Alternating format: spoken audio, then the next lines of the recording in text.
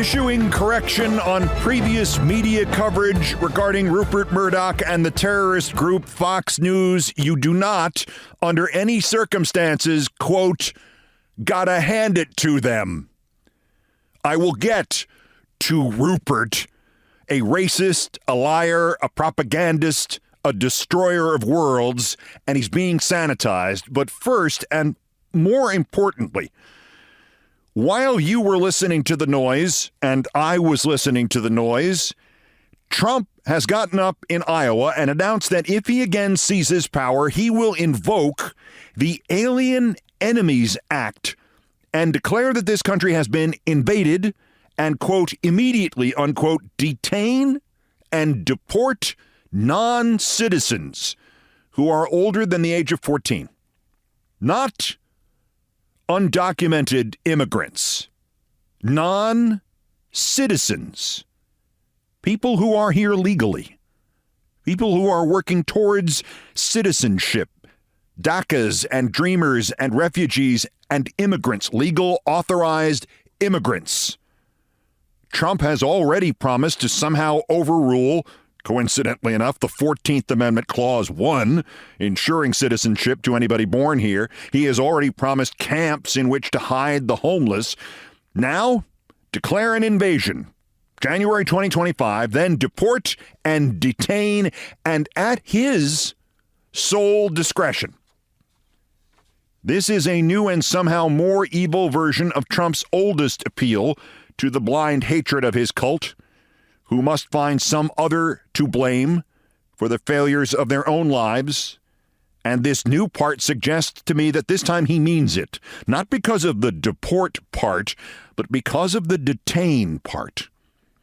Trump, especially a Trump back in power, especially a Trump seeking an excuse not to cede power at the end of his term or to just handpick a successor, would need a graphic, grotesque, ongoing, in-your-face show to keep his cult both happy and fearful and also keep up the false narrative of crisis or invasion.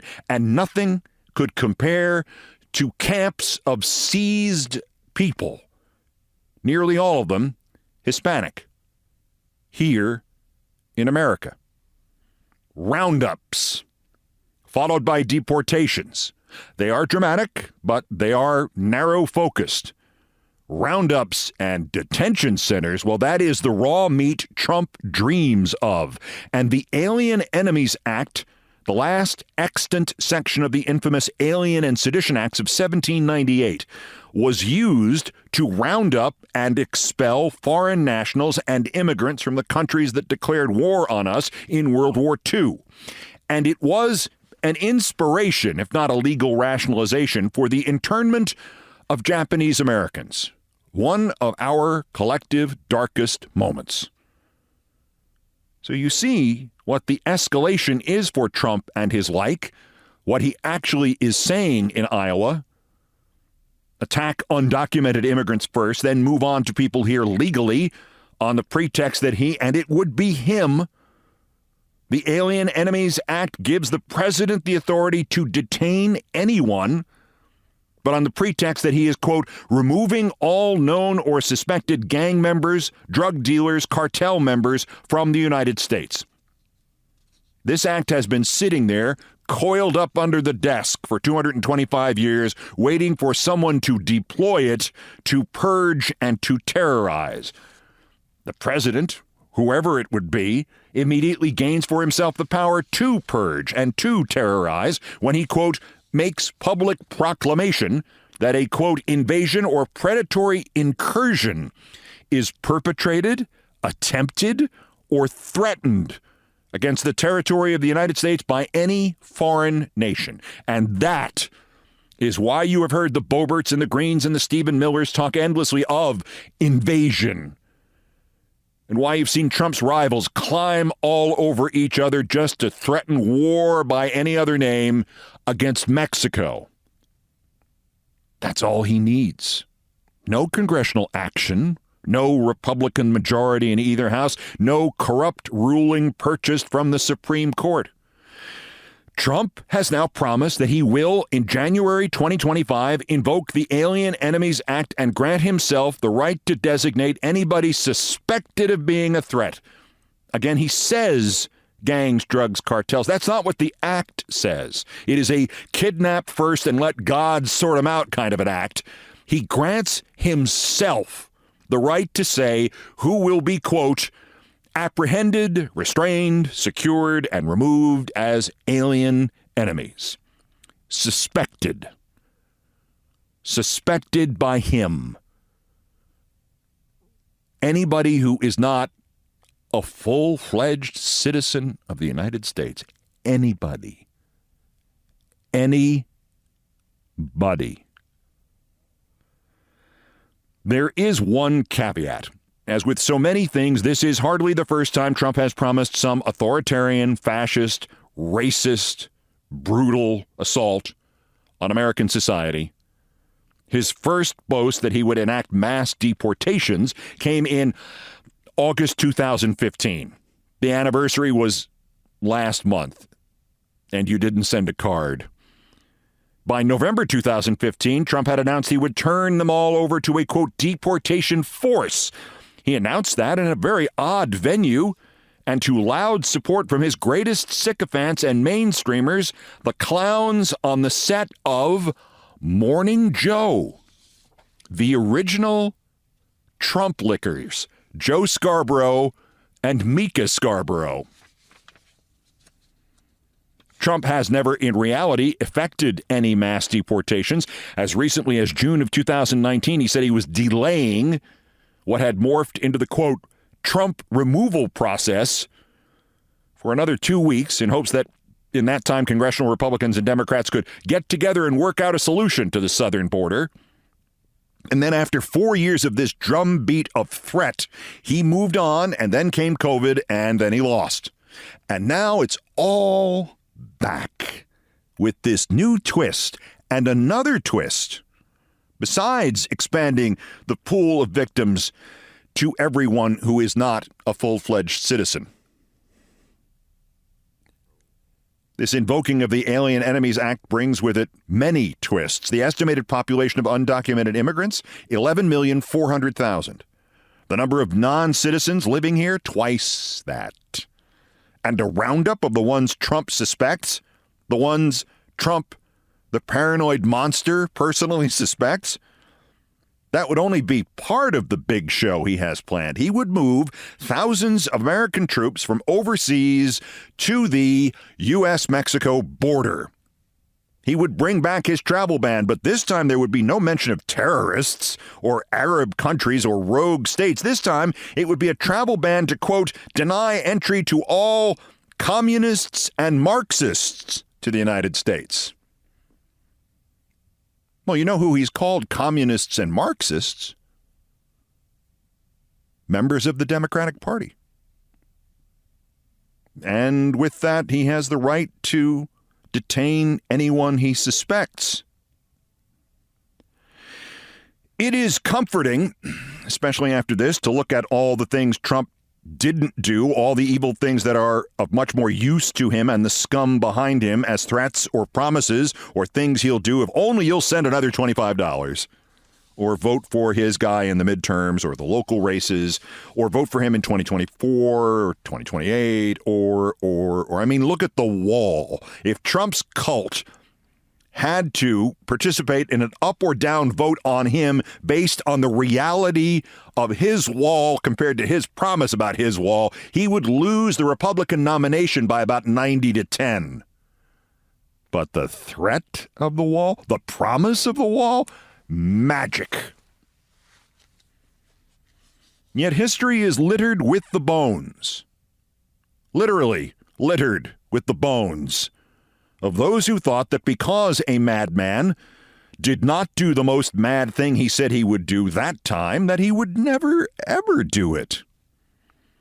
It is its own form of madness to think Trump's first actual policy statement in nearly 3 years that isn't about the goddamned 2020 election is just for show. It is its own form of madness to forget Trump's promise of retribution in a second term and his own burning, seething, insane, sadistic, animating sense of vengeance. The deportation of 11 million Americans, the detention of up to 22 million Americans, the starting line of this whole wretched, hateful, bigoted nightmare, that which empowered the alt-right and inflamed xenophobia and imperiled something fundamental to this nation since the end of slavery, the idea that if you were born here, you were an American. Mass deportation, mass detention. And how exactly would that work? How exactly would you take 11 million Americans and make them, leave America? Or take 22 million and detain them in America? Especially if, and I'm going way out on a limb here, especially if they, didn't want to leave or be detained. 11 million people. That is the population of the entire state of Ohio. 3.5% of the population of all of us. Trump has never said how he would do any of this. No policy, no guidance about this to be gleaned from any Trump website at any time, anything from the campaign, anything from his years in office, other than one of his surrogates stating in 2016 that about 2 million people would be targeted for immediate deportation, and Trump's claims that he would deport any undocumented American accused of a crime at that time, not convicted, just accused, warning echoes of this new detention of suspected gang members. And the original plan was to, quote, triple the number of immigrations and customs enforcement agents. But Trump was insisting all that time that, quote, we're going to do that in a very humane fashion. Believe me, I have a bigger heart than you do. By the way, the Trump surrogate who promised the 2 million deportations as soon as he was in office in early 2017, the Trump surrogate who said that, Chris Christie. There is something instructive, someone instructive to mention here. When I think of Trump and immigration and his humanity and his promises to his cult, I always think of a man named Roberto Beristain, who was described by its mayor as one of the model citizens of South Bend, Indiana. Restaurant owner there, steakhouse, an immigrant, early 40s, an accidental criminal because at Niagara Falls once, he unknowingly stepped into Canadian territory. His wife voted for Trump in 2016. Trump deported him in 2017. She may have been the original, I didn't think the leopards would eat my face, American.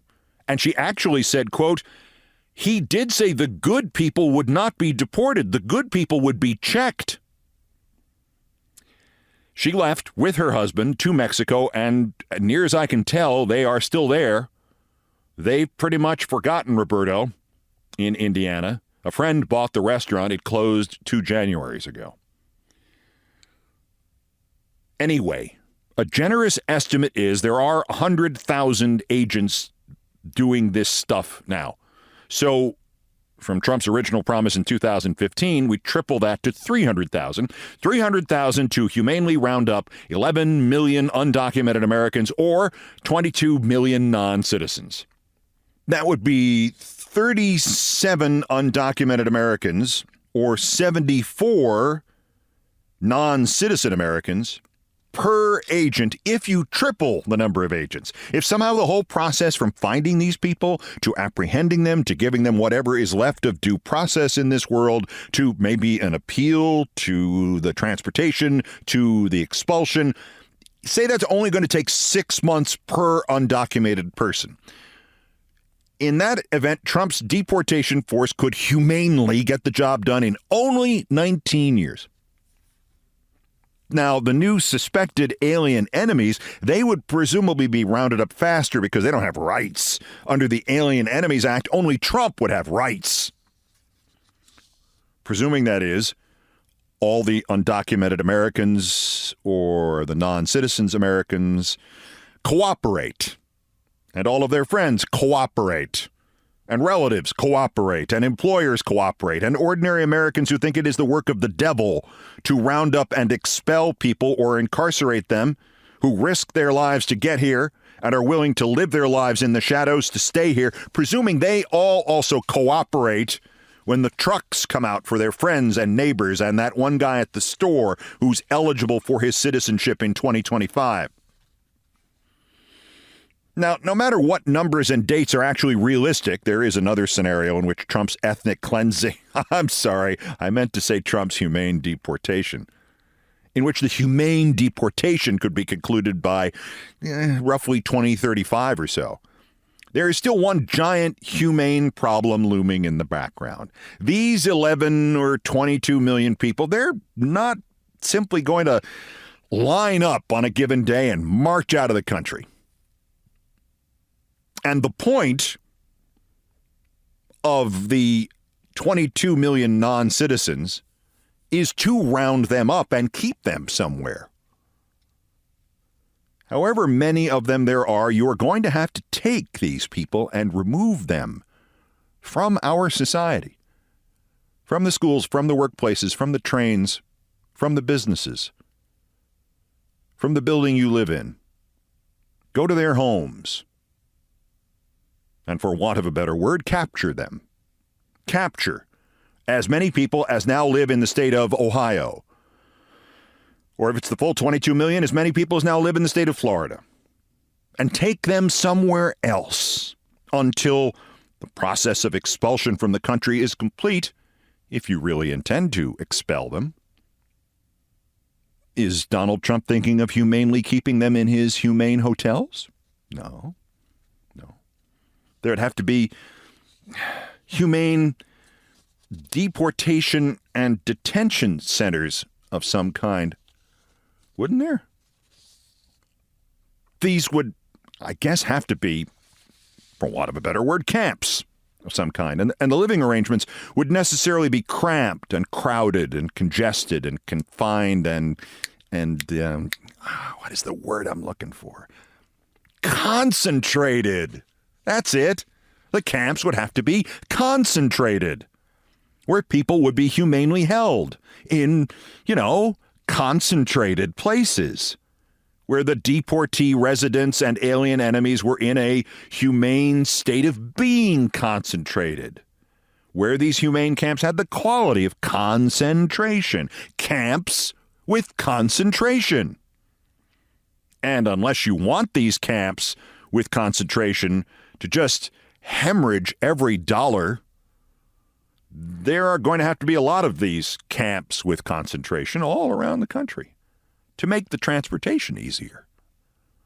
Places to round up and humanely keep the 400,000 undocumented immigrants that are in Dallas, or the 400,000 more from Houston, or the 800,000 non-citizens from New York City. That's 60% more New Yorkers than live on Staten Island. Keep them somewhere in camps with concentration. Some of the camps would have to be big enough to fit all the residents of Atlanta in them, or Kansas City, or Cleveland, or New Orleans.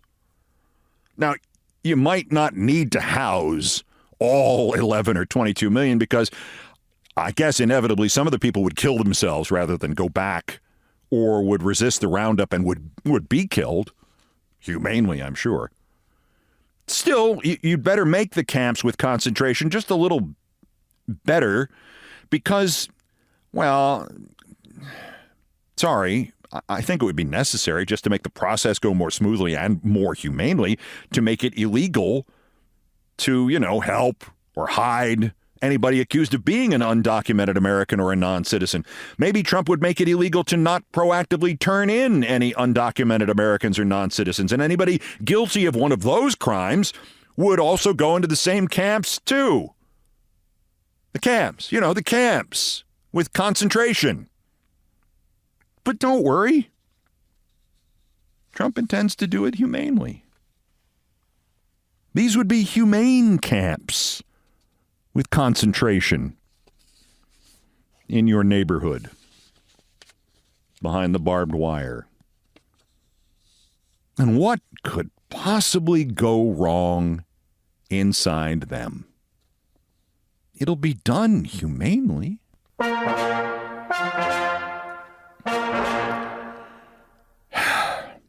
The other headlines. As the Republicans in the House move towards shutting down the government and ousting Kevin McCarthy and making, Paul Gosar Speaker. As McCarthy played along with Trump's insistence that somebody publicly investigate Joe Biden. You know what President Zelensky would not do, but Kevin McCarthy is doing? And McCarthy made Congress meet with Zelensky at the National Archives yesterday because anywhere bigger, and the 28 Russian Republicans who vowed to not give Ukraine another dollar yesterday, led by that Slavish idiot J.D. Vance, would get mad. And McCarthy maybe will defund the government and claim that means the special counsel's office is defunded forever in a day. As all that unfolded, McCarthy actually said this. Talk about Mrs. Roberto Beristain. Kevin McCarthy, who was also in Club I Didn't Think the Leopards Would Eat My Face. I don't understand why anybody votes against bringing the idea and having the debate. And then you got all the amendments if you don't like the bill. This is a whole new concept of individuals that just want to burn the whole place down. It doesn't work. When we said burn it all down, I thought everybody knew you wouldn't burn my house down. Moron. Looks like the bird that just flew into your window. In Atlanta, Ken Cheeseborough's lawyers submitted a roster of witnesses in his defense in the trial of the Trump 19. Boris Epshteyn and Ronna McDonald made the cut. Congratulations, you two wacky kids. In the same case, the fake elector David Schaefer presented one of those defenses where you say, no. Defense means say something that won't get you convicted. To quote the Atlanta Journal-Constitution, because of that, neither the Democratic nor Republican electors were official, Schaefer's attorney Craig Gillen said. At that point, it was up to Congress to pick the proper electors. If both houses of Congress agreed on the winner, that was the official slate, he said. If the houses couldn't agree, then and only then would Governor Kemp's certified slate become official. Yeah, no. No, that's exactly the opposite of the law. You're saying that your client did exactly what the prosecution is charging him with, and he's going to go to jail now. And in the same case, Sidney Powell is beside herself. Because as she told the court, these little charges against her, racketeering, trespass, invasion of privacy, conspiracy to defraud the state of Georgia, conspiracy to commit computer theft, and conspiracy to commit election fraud. Why, these little petty complaints, she's already being treated like a criminal because of them. She had one of those easy pass thingies from the TSA, the one that lets you go through the private security line at the airports, where you don't have to mix with the proles. It was Clear or PreCheck or Global Entry or one of them, something like that. And TSA, after these charges, took it away from her. She has to go stand in the grown-up line, as if she were a common criminal. Don't worry, Sidney Powell. Nobody thinks you're a common criminal.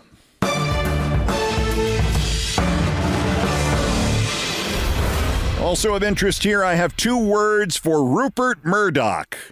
Douche and bag.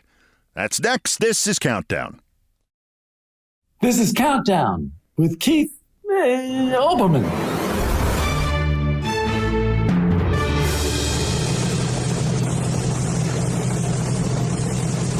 Postscripts to the news. Dateline News Corp headquarters, 6th Avenue, New York, New York. Rupert Murdoch will retire to become Chairman Emeritus of News Corporation and Chairman Emeritus of Fox. And boy, am I already sick of it. Sick of the encomia. Well, business giant, maybe the most powerful man in the world, success on 3 continents, reshaped an entire business field. No, stop. The man did more damage to this country than Al-Qaeda. All of this.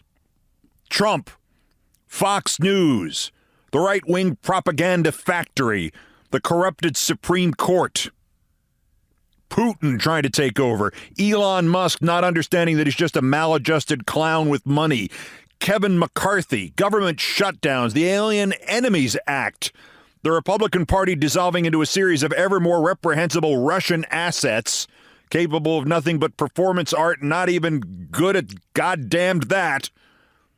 That's all on him. You want the entire list of good things Rupert Murdoch did in his life? You ready?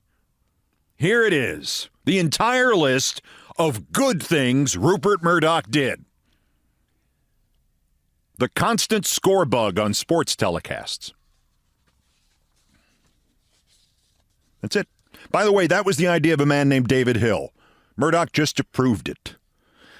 Everything else, he was a dishonest, petulant, destructive, dishonest, racist, manipulative, fraudulent, dishonest, fascist, vengeful, black-hearted, dishonest asshole.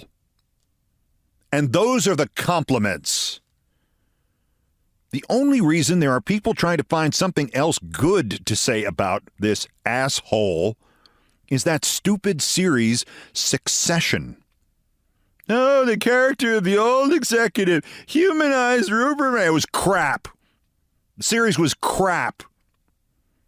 I've worked in television since 1981. I was in American television before this schmuck Murdoch was. I will tell you simply that not one member of the, the Roy family, not one of the characters, nothing in the script, none of their performances led me to believe for 1 second that any of the characters could possibly be successful in some alternate version of television or media in this country. No, as the artists say, verisimilitude. I never found myself believing any of it could possibly be true. Succession? Well, way more suck than session. But it sanitized Rupert Murdoch, and we hear people saying nice things about him. Worst person in the world. Because if he isn't the most evil human of the last half century, it's Trump. And frankly, without Murdoch, there's no Trump. So I don't know. I will say, when I read his note to the employees of Fox, I was briefly encouraged. I am announcing I will transition. What? Transition? Well, that's a hell of a plot twist. Oh, Chairman Emeritus. F that. I do know that a genuinely talented television writer who would, I think, have said the same thing about Succession, Succession, as I did. I'm supposed to believe this man is Rupert Murdoch? I worked for Rupert Murdoch. I'm supposed to believe this because he has 6 framed copies of a newspaper front page on his wall and a TV, and he has the same number of kids as Rupert Murdoch? How did you all manage the effort involved? Spend 2 entire days writing 4 seasons of that trek. That writer, he did this as he was dying, as he knew he was dying. He did this about Rupert Murdoch. Quote, "My main cancer," the dying writer told the television interviewer, "I call it Rupert." At the end of March 1994, this writer, his name was Dennis Potter, gave perhaps the most extraordinary interview in history, certainly in the history of television. Dennis Potter was once a London newspaper reporter. He was the playwright of some television masterpieces, especially The Singing Detective and Pennies from Heaven, and weeks earlier he'd been diagnosed with untreatable terminal pancreatic cancer, and it had already spread throughout his body. He was interviewed by Melvyn Bragg of Channel 4 in the UK. And as he was being interviewed, Dennis Potter was dying. He was drinking from a flask of liquid morphine. The interview aired on April 4th, 1994, and Dennis Potter died exactly 2 months and 3 days later. Entire interview is indescribable in its honesty and its clarity and its sincerity, and in vernacular that did not really exist in 1994. It is indescribable for the lack of F's Dennis Potter gave. Quote, "One of the favorite fantasy plots of a writer is a character is told you've got 3 months to live, which is what I was told. Who would you kill? I call my cancer, the main one, the pancreas one, I call it Rupert so I can get close to it. Because that man Murdoch is the one who, if I had time, in fact, I've got too much writing to do and I haven't got the energy, but I would shoot the bugger if I could, unquote. Put that in your encomia for Rupert Murdoch. A television playwright named his cancer after Rupert Murdoch.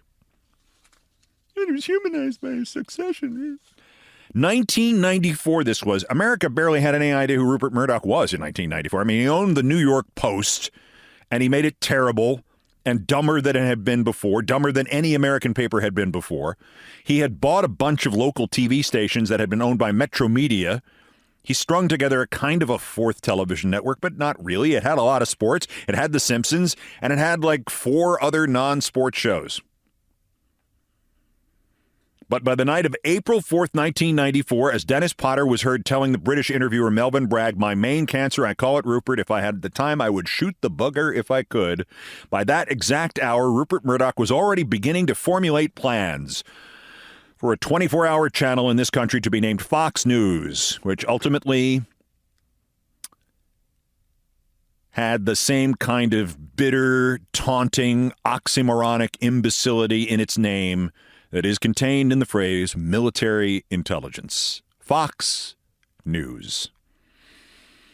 Back in the UK, Dennis Potter was still giving his farewell address about the man he would have shot if he'd had time. Quote, "There is no one person more responsible for the pollution of what was already a fairly polluted press, and the pollution of the British press is as important a part of the pollution of British political life, and it's an important part of the cynicism and misperception of our own realities that is destroying so much of our political discourse."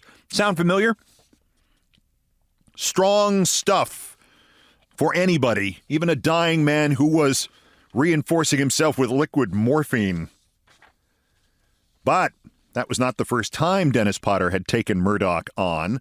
The year before, on that same British network, Channel 4, it had given an episode of its half-hour series, Opinions, to Dennis Potter. And he spent much of the time talking about, quote, that drivel merchant, global huckster, and, so to speak, media psychopath Rupert Murdoch.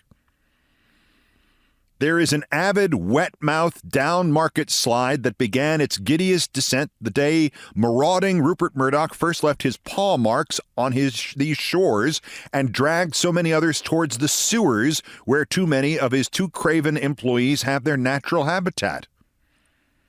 It is like he is describing Fox News and everything that has followed. All of the both sidesism, the stuff you see on the real networks, the NBCs, CBS, ABC, CNN, that's all because of Rupert Murdoch.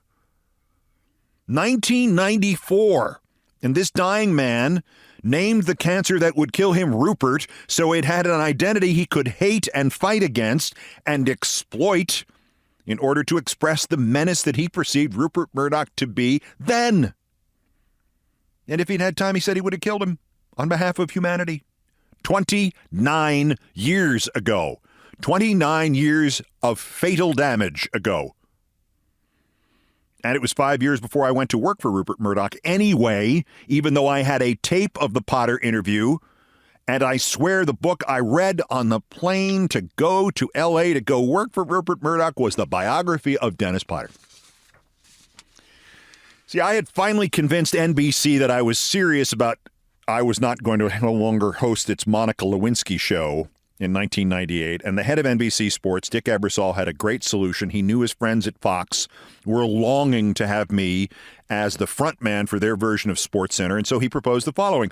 NBC would give my agent 10 days to negotiate 2 deals.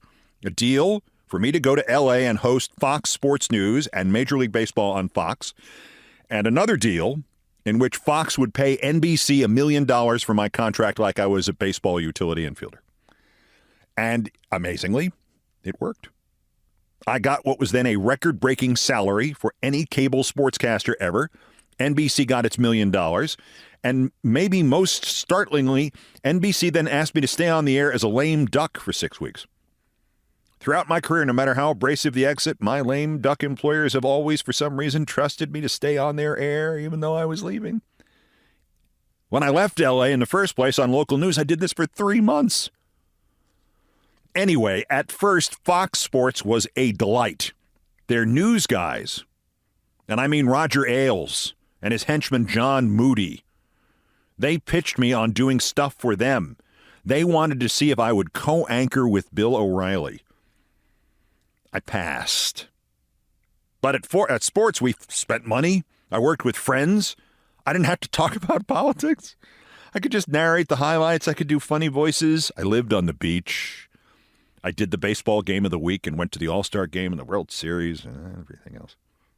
And every time there was a newspaper story about ESPN, there was also my picture next to Chris Berman's, next to Dan Patrick's, next to whoever's, with a caption like, challenging ESPN. It was great. But then two things happened.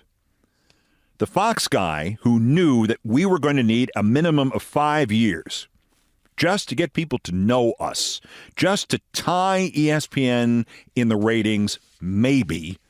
He took me to lunch one day and he said, sorry, mate, my missus is moving back to England tomorrow. I swear he sounded like this. His name was Tony Ball.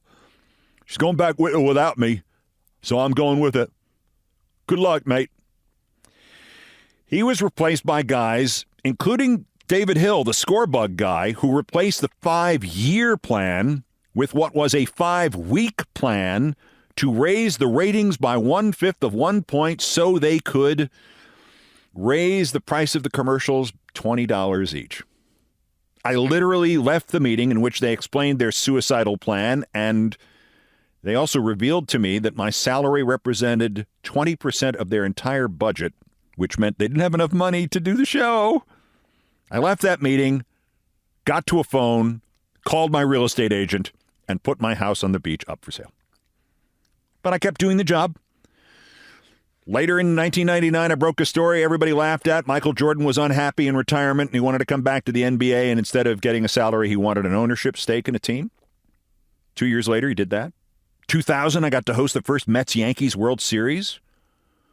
And we were just gearing up for the 2001 series and the 2001 season before it, because we had just run the rights to all of the World Series forever. They're still doing the World Series on Fox.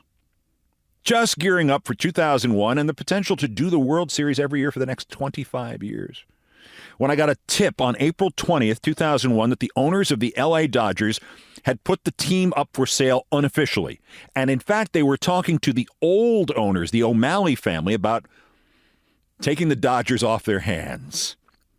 This was a great scoop. Unfortunately, it had great danger because the owners of the Dodgers were Fox, Rupert Murdoch, my employer. So the next day I made about 100 phone calls to make sure that there was something to this story. And sure enough, I got a friend of a friend of a friend of my agent to confirm that he and his family were in preliminary discussions alongside the O'Malleys to buy the Dodgers back from Fox. I had two sources, one of them in the deal. Great scoop. Dodgers for sale. And that night I reached out to my bosses and I said, so what do we do here? What the hell do we do here? The story is solid. The Dodgers are for sale. I have no doubt Rupert has put them up for sale. He just hasn't done it officially yet. Yeah, they're talking to the O'Malleys. I just talked to this agent. But look, this is your candy store, Fox Sports. You sign the checks. I work for you. If you don't want me to report this, I'm obviously not going to report this. And I'm not going to pout. I'm not going to give it to somebody else. Somebody will figure it out, but I'm not going to give it to them. And my boss's reply was, good for you. Why don't we all get on the phone with New York? We'll see if we get Rupert on the phone.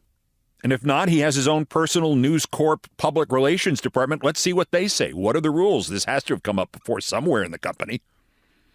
So on Sunday, April 22nd, 2001, we got Murdoch's own PR guy on the blower, and I explained it to him, and he said, well, Rupert's on a world cruise, and in any event, he has a policy about this. He never interferes in editorial decisions, not even in sourced business stories, not even if they involve him or touch on the company, so long as you make clear that your sources are not from within the company, because that's a money issue and a legal regulations issue. So long as you are confident in your sources, so long as you include our denial, you should proceed with this story. That is what we are paying you for. And I thought for a moment, perhaps I have misjudged Rupert Murdoch. I mean, he had a reputation as a journalist. Good Lord, that's what I heard at every corner yesterday, 4,000 times. Well, yes, he's Satan, but Satan is a journalist. Sure, he was Obama bin journalist, but he kept reporters employed. That moment that I thought I had misjudged Rupert Murdoch turned out to be a very brief moment and a very wrong moment. I reported the story that night. My story was only about a minute long.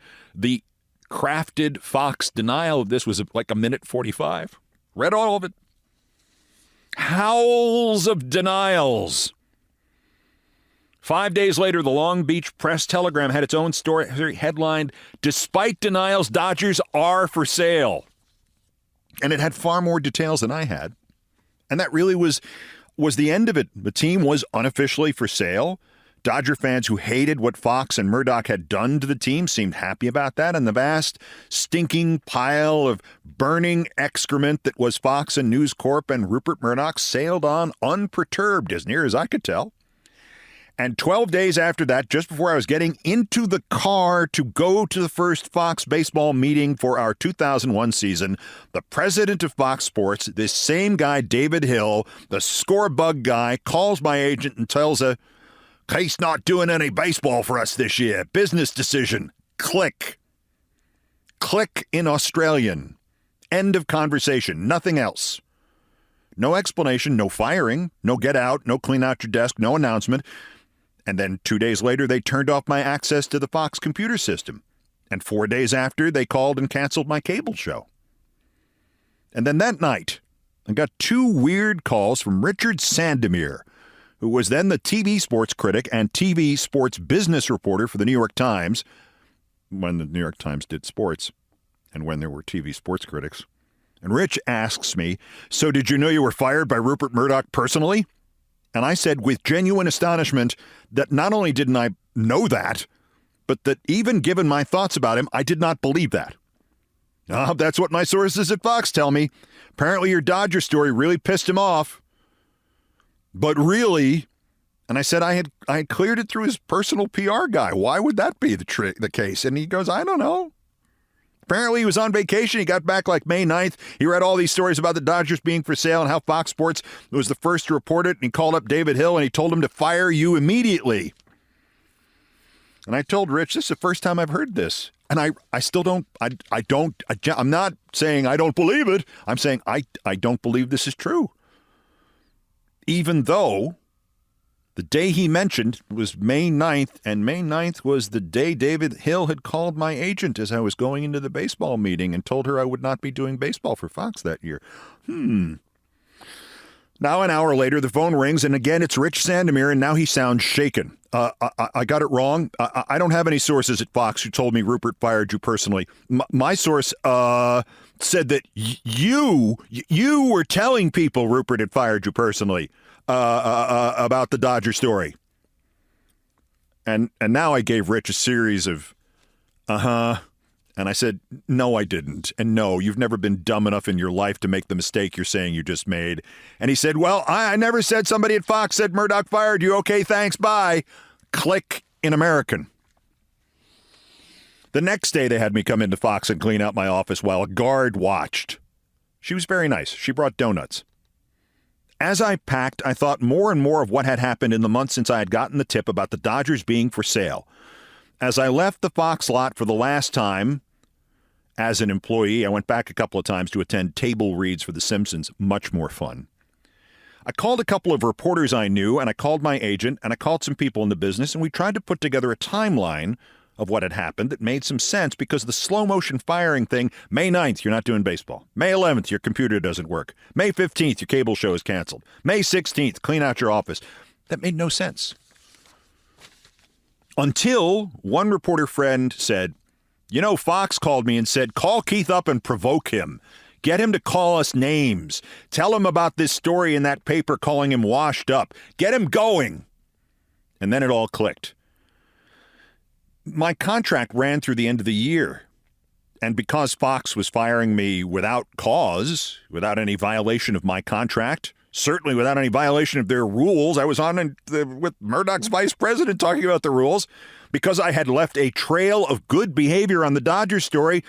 They were trying to enrage me to get me to say something nasty that would be a violation of my contract so they could outright fire me and keep the money. And the money was about $800,000. Now, after decades of contemplating this and living it, I'm confident I am no crazier than the next guy. But on my worst, craziest, least rational day, and I'm nearly 65 years old, if you said you have two choices, you can blow up these people who are firing you, you can make them look bad in the newspaper for a day, and then they'll fire you and they'll keep all the money they owe you, or you can keep your big bazoo shut for 7 months. Keep $800,000 and then spend the rest of your natural life blowing these people up. If that's the choice, I would always take the scenario that gives me the $800,000. Always. Who wouldn't? So on January 1st, 2002, after the last Fox check cleared, I began making a professional avocation out of attacking Fox News, Fox Sports, Fox Business, Fox Murdoch, Rupert Murdoch, Fox O'Reilly, Fox Tucker Carlson, Fox whatever. And I got the $800,000. But there lingered for years this rather academic question of whether Rupert Murdoch had actually fired me for following the rules set out by Rupert Murdoch's personal PR guy. As usual in life, these things resolve themselves when you least expect them to. Murdoch was speaking at the Dow Jones Conference in Carlsbad, California on May 28, 2008, and a story came across the wire with my name on it. And the guy interviewing him talked about whether there should be dissenting voices on Fox, quote, news, unquote, like that guy who was killing it on MSNBC, Keith Olbermann, and Rupert Murdoch went crazy. "No!" he barked. "I fired him 5 years ago. He was crazy." Timing was off. Close. I mean, he was able to remember the details, if not the exact time frame. But there it was. Rupert Murdoch confessed he had fired me personally. He was giving me the red badge of courage. A little late, but there it was.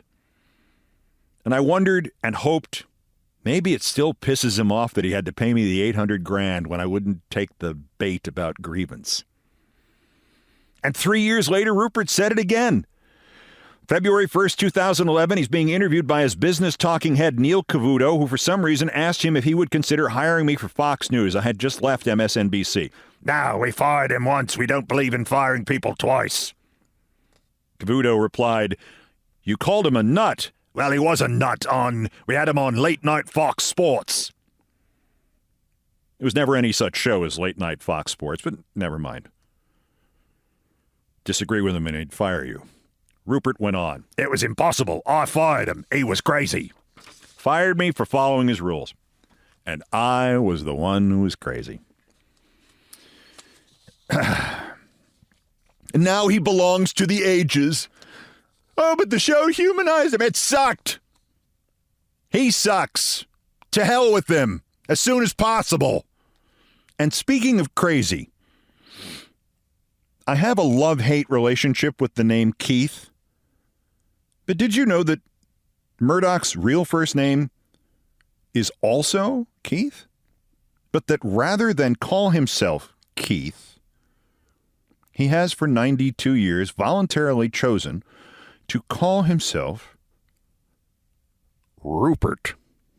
I mean, sure, my name is Keith, but at least it ain't freaking Rupert that they're going to write on my grave.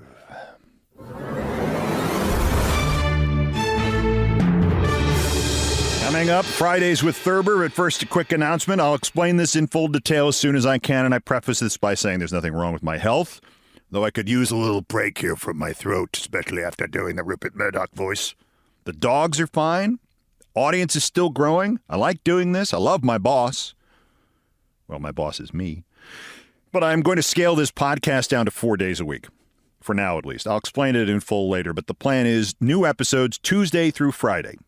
That'd be Tuesday, Wednesday, Thursday, and Friday. Frankly, the Monday one is kind of lame anyway.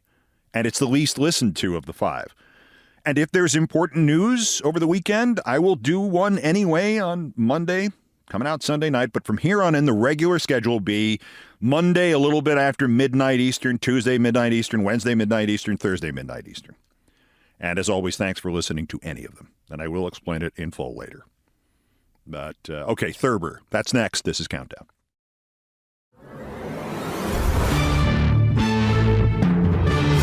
To the number one story on the Countdown and Fridays with Thurber, and it's amazing to me in retrospect how I read all of his wonderful, realistic, not goopy writing about dogs, and enjoyed it thoroughly years before I was ever adopted by a dog.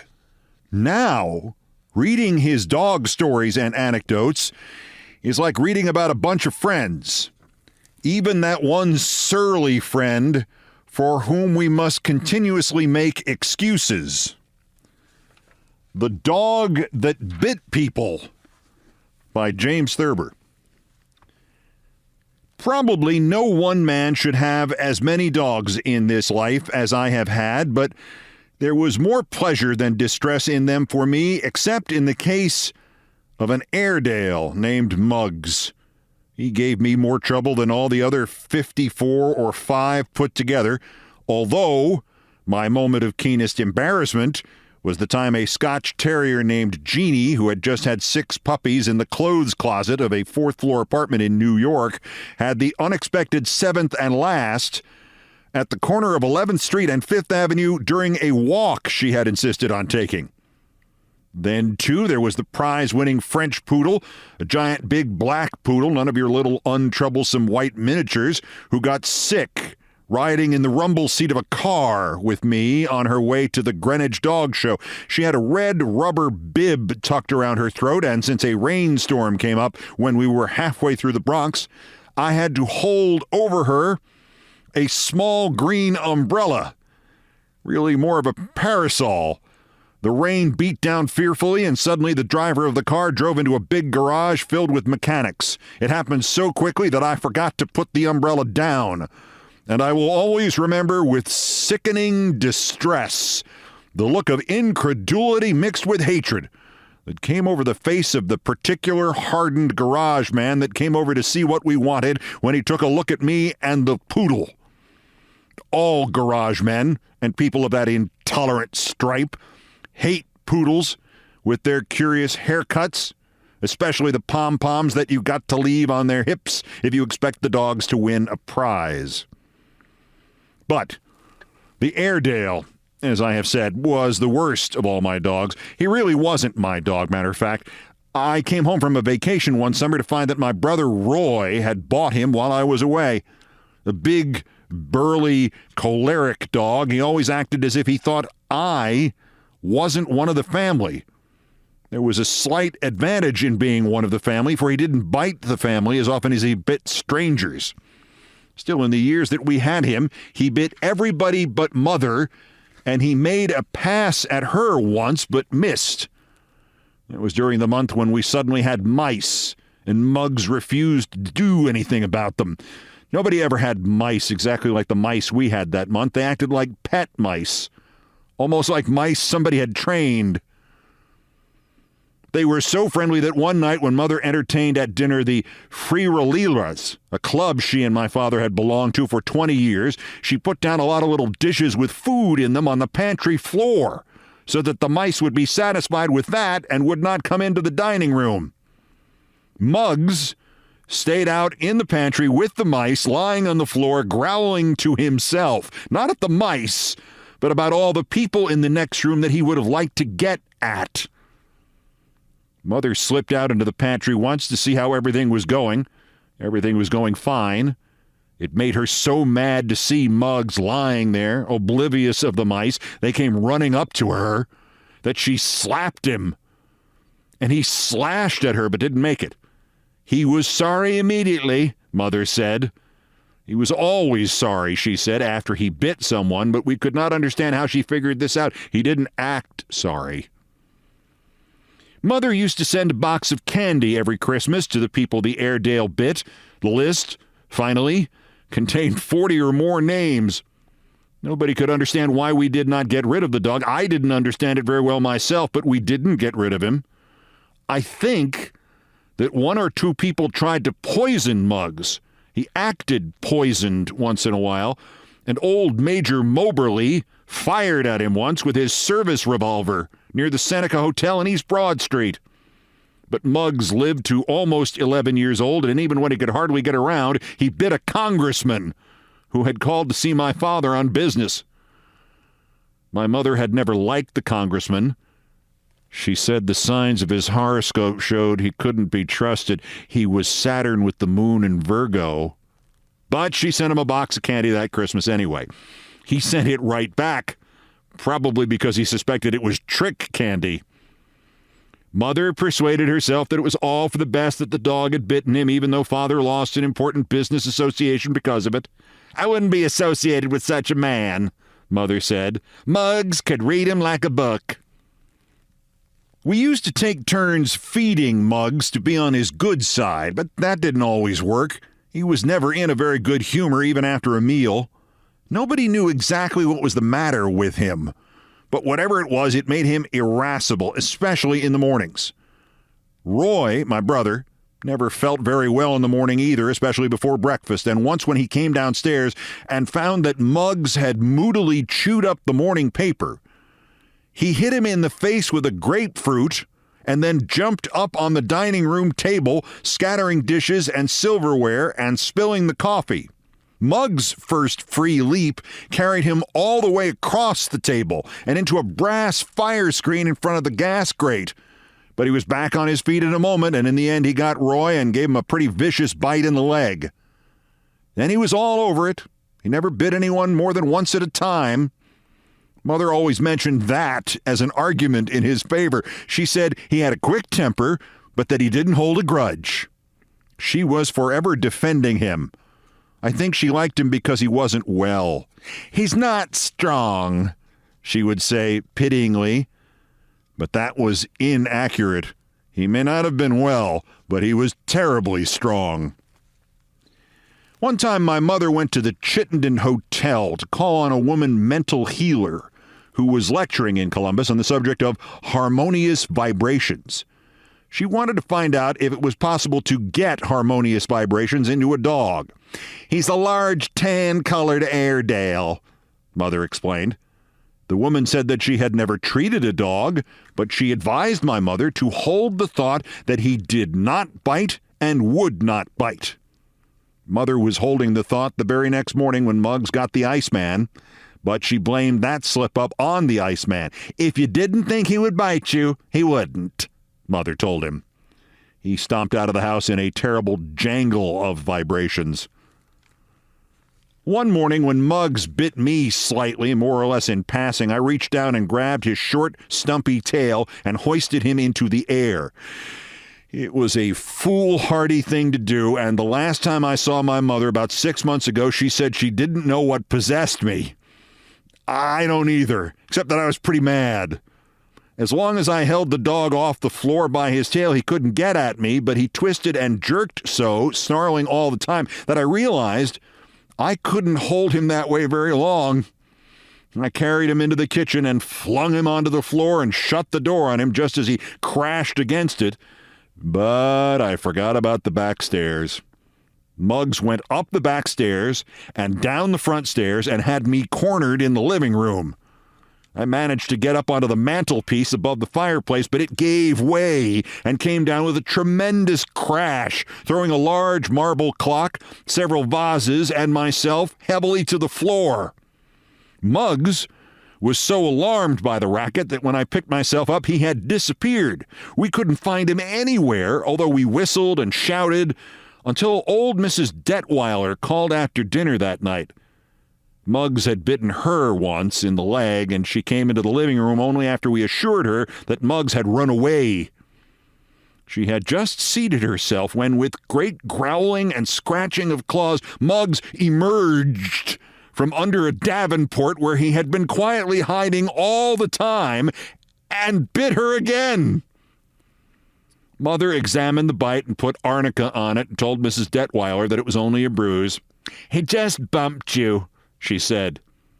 But Mrs. Detweiler left our house in a nasty state of mind.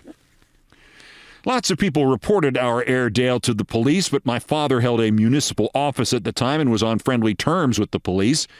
Even so, the cops had been out a couple of times, once when Muggs bit Mrs. Rufus Sturdivant, and again when he bit Lieutenant Governor Malloy. But Mother told them it hadn't been Muggs's fault, but the fault of the people who were bitten. "When he starts for them, they scream," she explained, "and that excites him." The cops suggested that it might be a good idea to tie the dog up, but Mother said that it mortified him to be tied up and that he wouldn't eat when he was tied up. Muggs at his meals was an unusual sight because of the fact that if you reached toward the floor, he would bite you. We usually put his food plate on top of an old kitchen table with a bench alongside the table. Muggs would stand on the bench and eat. I remember that my mother's Uncle Horatio, who boasted that he was the third man up Missionary Ridge, was splutteringly indignant when he found out that we fed the dog on a table because we were afraid to put his plate on the floor. He said he wasn't afraid of any dog that ever lived, and that he would put the dog's plate on the floor if we would give it to him. Roy said that if Uncle Horatio had fed Muggs on the ground just before the battle, he would have been the first man up Missionary Ridge. Uncle Horatio was furious. "Bring him in! Bring him in now!" he shouted. "I'll feed them on the floor." Roy was all for giving him a chance, but my father wouldn't hear of it. He said that Muggs had already been fed. "I'll feed him again!" bawled Uncle Horatio. We had quite a time quieting him. In his last year, Muggs used to spend practically all of his time outdoors. He didn't like to stay in the house for some reason or other. Perhaps it held too many unpleasant memories for him. Anyway, it was hard to get him to come in, and as a result, the garbage man, the ice man, and the laundry man would not come near our house. We had to haul the garbage down to the corner, take the laundry out and bring it back, and meet the ice man a block from home. After this had gone on for some time, we hit on an ingenious arrangement for getting the dog in the house so that we could lock him up while the gas meter was read and so on. Muggs was afraid of only one thing: an electrical storm. Thunder and lightning frightened him out of his senses. I think he thought a storm had broken the day the mantelpiece fell. He would rush into the house and hide under a bed or in a clothes closet. So we fixed up a thunder machine out of a long, narrow piece of sheet iron with a wooden handle on one end.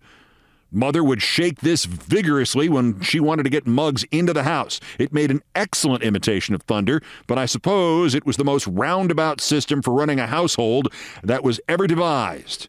It took a lot out of Mother. A few months before Muggs died, he got to seeing things.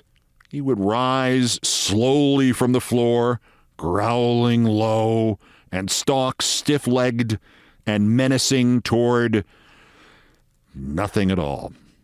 Sometimes the thing would be just a little to the right or left of a visitor. Once a Fuller brush salesman got hysterics.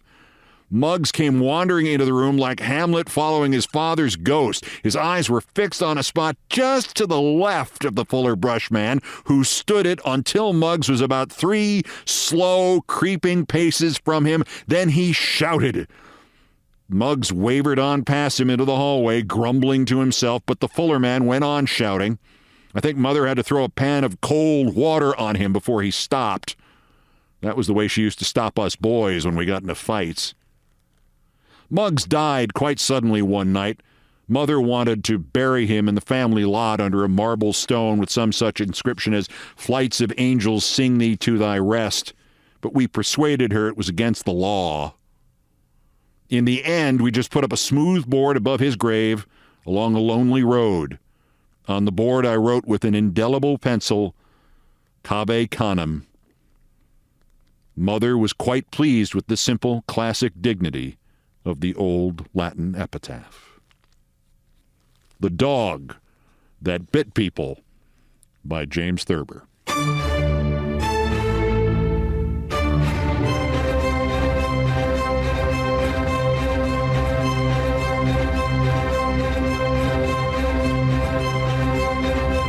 I've done all the damage I can do here. Thank you for listening. The music you heard was, for the most part, arranged, produced, and performed by Countdown musical directors Brian Ray and John Philip Chanel.